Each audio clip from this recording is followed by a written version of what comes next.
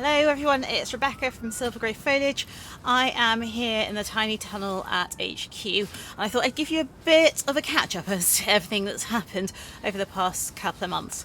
For those of you that are new to the channel, welcome. My name's Rebecca. I am the owner of Silver Grey Foliage, which is a flower and foliage farm in Leeds, West Yorkshire. We do predominantly flowers and foliage for the wholesale market for florists. We do bunches and bouquets locally, and for the florists who are further afield, so outside of Leeds but within the UK, we do post our flowers and foliage to you. If you're interested or if you're in need of increased supply, please do click the link below. It will take you to the form to fill in. It's just brief, and then we can start working together, and that'll be really exciting because the flower season has started. Hello, are you recording? Hello, are you recording? Hello again. So I am back in the tiny tunnel and I'm going to re-record some of the material from earlier because when I went to put it all together, sadly it was covered in static. So you're not going to see me doing the watering, but that's okay because seeing me do the watering isn't the important thing.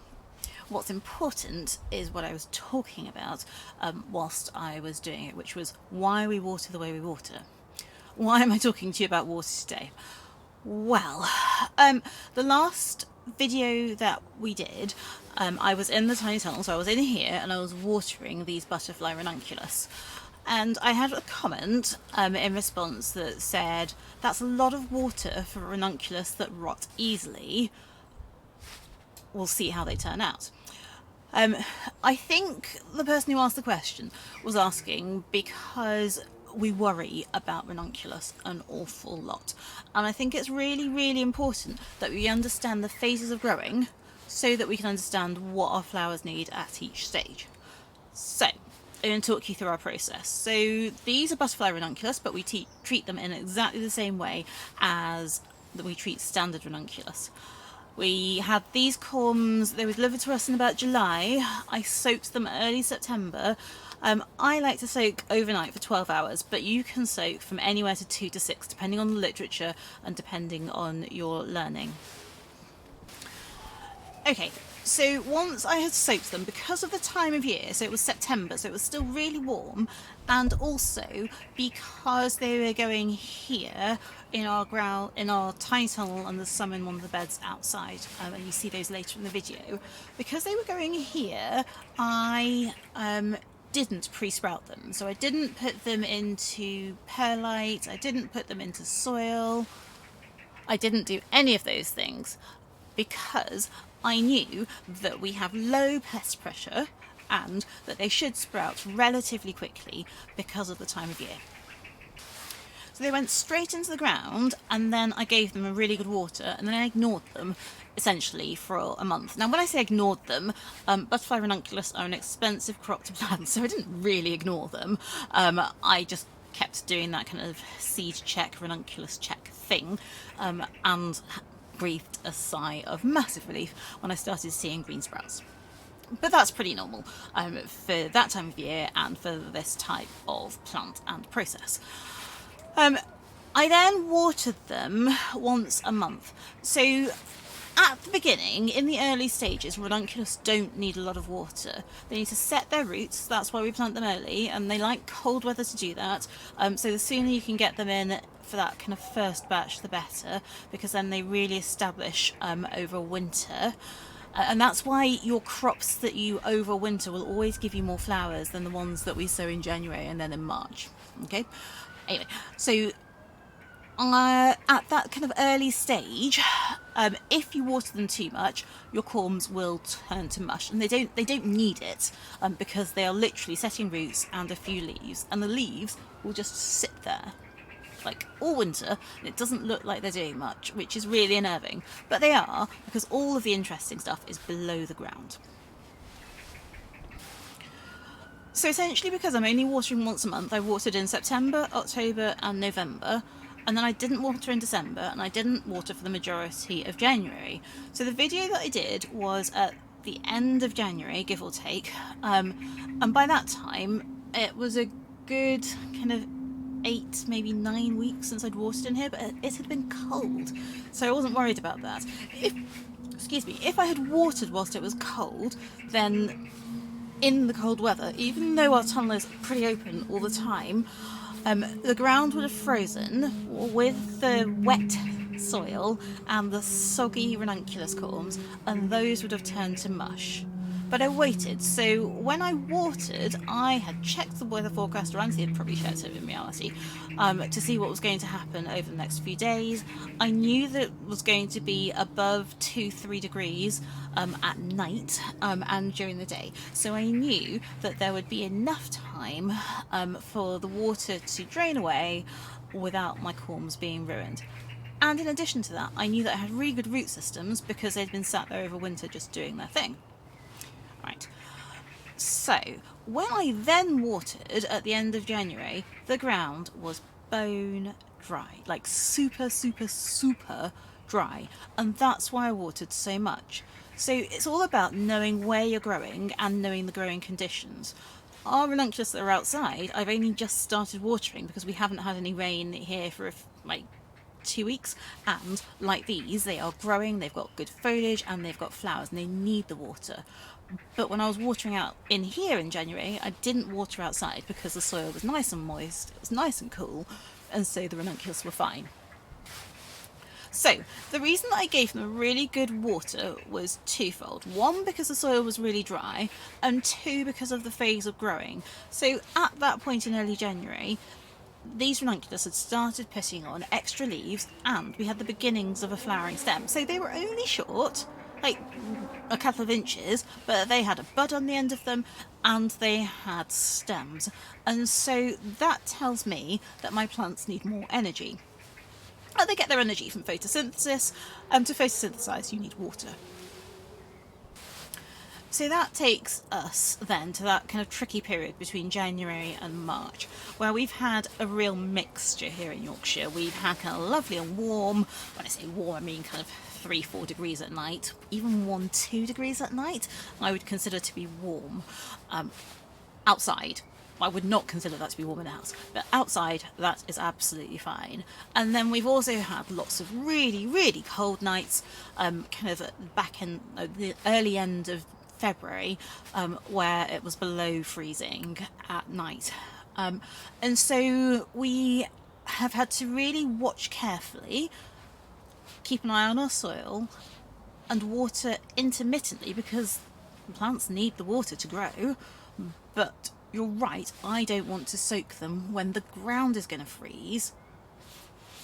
Okay, because if the ground freezes, then I get mushy corms and then they're not going to do so well. So that is my actual reasoning for wanting to hold back. It's not water that's the problem, it's water sitting around that's the problem.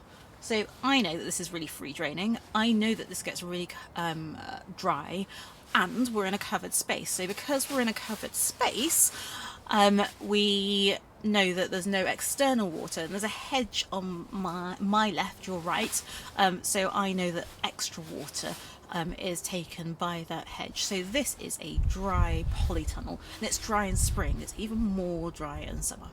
So a really good soak is then what we do when it's time. So at the moment we've just started increasing that because it's been consistently warm at night, kind of 5 to 8 degrees here in Leeds, and they're growing, and we've had occasional glimmers of sunshine. I do mean occasional glimmers of sunshine.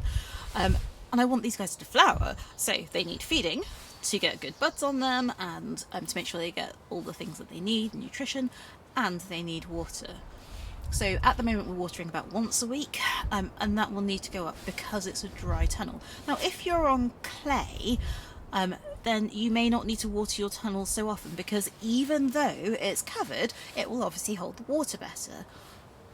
And if you've had a tunnel that's been underwater, as I know many of you have for the winter, then again, you may not need to water that often, because with any luck, the benefits of that water are now to be reaped by your plants.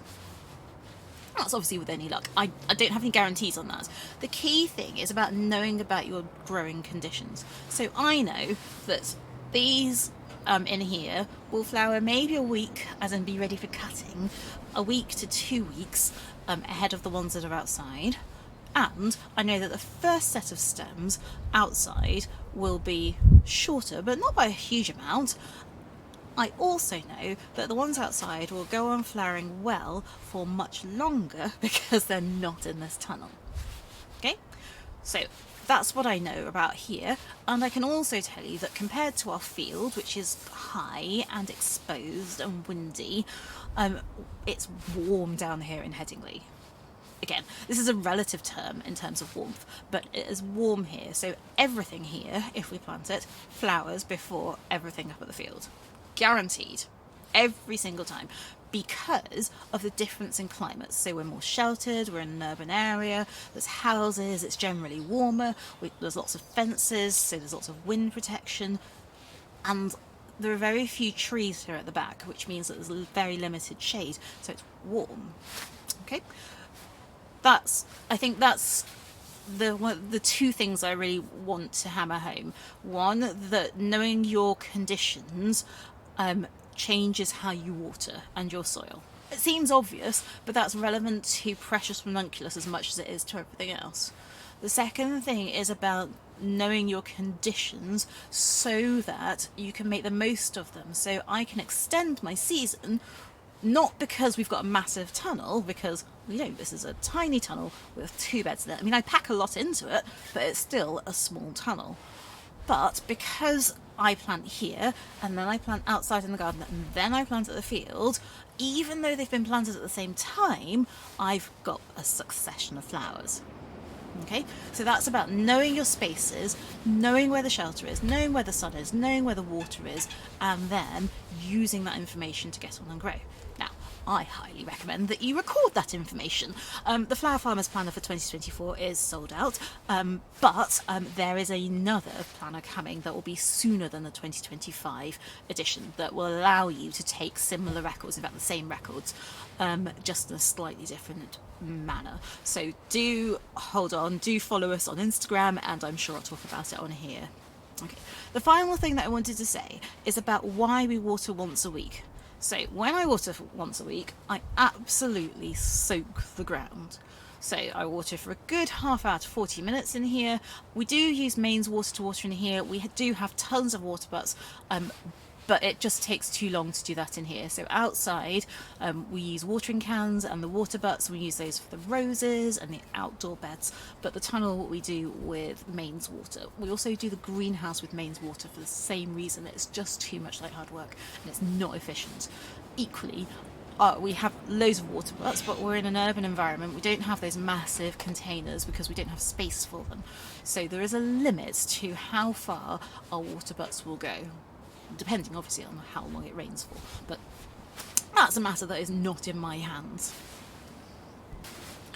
So that final thing is about how we water. So it's once a week and I soak the ground, and that is because I want the water to go nice and deep down, and I want my plants, my growing plants, my tiny plants, my bigger plants, to search for their water. I want them to search for the water and the nutrients throughout the soil, rather than just gathering water from the top. And I want them to do that for 2 reasons. One, because it makes stronger plants, and 2, probably more importantly, because it means the roots are deeper, which means that when it's super hot, the roots don't fry and they're not really superficial. If you just sprinkle like 3 or 4 times a week, and it looks like there's been a colour change, but there's no deep watering, then the roots stay really superficially and on the surface, because that's where the water is, and it's easy. You've got to make your plants work hard, so I do let it drain and dry out a bit, but not so much that it hinders my plants growing. Okay, so here's a bit that I know you all actually want to see. So welcome to Tulip World. In the last video, Tulip World was a stack of crates, and it now looks more like this. I mean, obviously there are still crates, but if you follow it down to my still very not sensible shoes, these tulips are almost knee-high. Doing very well, and these are in the shade, so they're not particularly opening, which is because I don't want them to. Look, Muscari, we've got Muscari everywhere. It's my favourite thing this season. I hope you guys like it too. Okay, So we are in fancy daff season. This one is called Butterfly Orangery. It's absolutely my favourite. I might clean the screen on this thing, see if we can get some better pictures. It's my favourite. The roses are looking lovely. I'm going to get up and close. There's some spirea down here. Really, really gorgeous. They're going to do well for us again this year. They've been cosseted as ever over winter. And then over here, there are some butterfly ranunculus that are outdoors. Some, like there's 100 or so. It's interesting that they are coming up and starting to colour at the same time as the ones that are in the tunnel. We'll go and see those in a minute. But I think that's really interesting. The stems are shorter, but if we covered them more, they would be longer. But they're definitely long enough for bouquet length, which is all most people actually want them for, to be honest. Oh, look, this bed.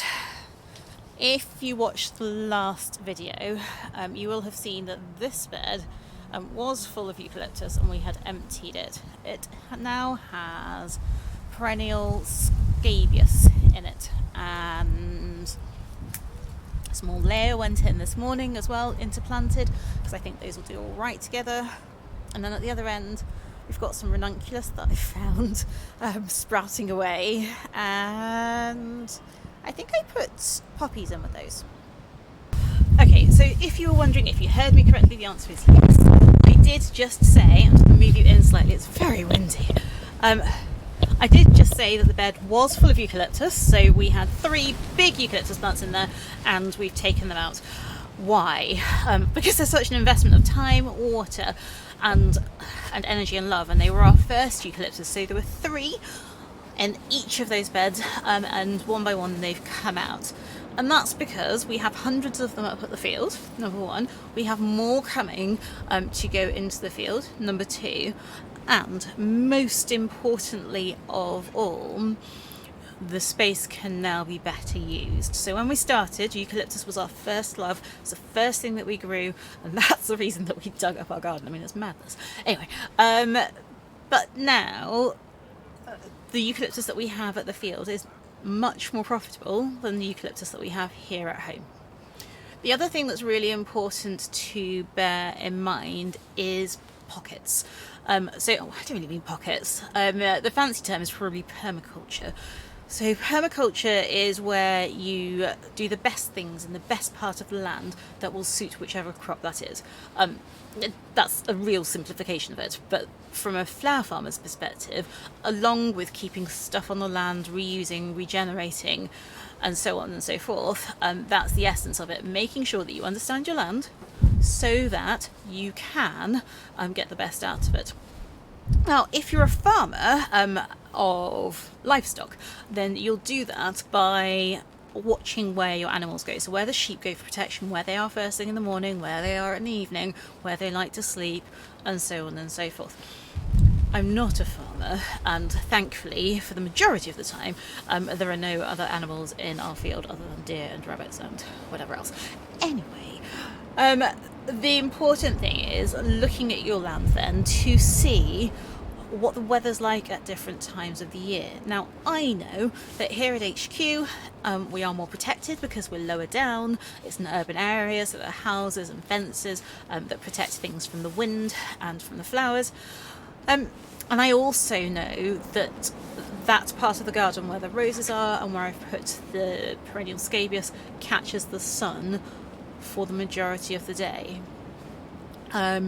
So with that in mind, I know that things flower here earlier than they flower up at the field, which means I get earlier crops without covering, and also I can extend my season. So one of the things that we've learnt to do, because we don't have masses of land, because we don't have masses of covered space, is we've learnt to understand our land. And that's important because it means that the more we understand it, the more we can get out of it, and also the more that we give back to it. But it's really important to understand what the weather's like, what the sun conditions are like, what the rain and the wind exposure are like in particular places, so that you're planting the right things to benefit from that. And that's what we're doing. So we know that the eucalyptus is happy at the field, and now the more sensible thing to use these beds for is extending our season. Okay, so back to the pretty things that everybody really wants to see. So these are colouring up. You can see that the stems on the butterfly ranunculus in here are much taller. They're super long, like they come up to mid-thigh, which is exciting. So we've got those, and we've got some perennial scabious here. Those are beautifully scented. Everything's just been watered, as you know, so they're all looking a bit sad, but they'll be fine in a minute. Lots of lovely fritillaries, do love those. The hidden corner, it's got some alstroemeria, just one in the corner there. Jasmine had a really good hack to make it more vigorous, and some seedlings, butterfly ranunculus, butterfly ranunculus, butterfly ranunculus. We'll get to the end in a minute. Tulips, tulip, which is very exciting. This is a mimosa that I picked up in home base. I was really jealous of Paula Baxter, who also has a mimosa, and then I spotted it in home base and thought I have to have one. This baby is the furthest along the lines, and then we have some beds, some seedlings that are just growing, and more seedlings that are just growing there. So we've had a real tidy up. It's much tidier. I can get in much more easily. There are a few things being held up with just a little bit of metalwork, but it's still pretty packed in here. Look, all the way up to the door. So I'm going to take a trip over to the greenhouse. Try not to trip on all of our trip hazards. That's the workshop over there. It's really not very exciting, and it is extremely messy. So we're not going to go in there just now. But one day it'll be tidy enough to show people. It will never be spotless, but it will be tidier than it is now. So I feel like the greenhouse is actually looking a bit empty. So I've chucked some things outside on the shelves to harden off. Once we pop stuff outside, in fact, if I go backwards you can see those.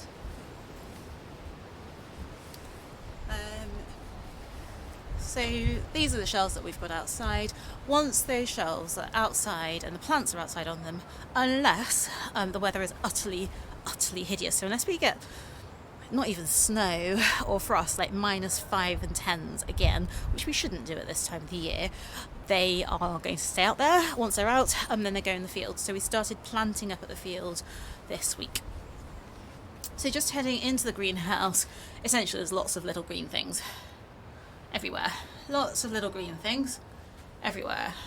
Some cuttings in bags that are all doing nicely.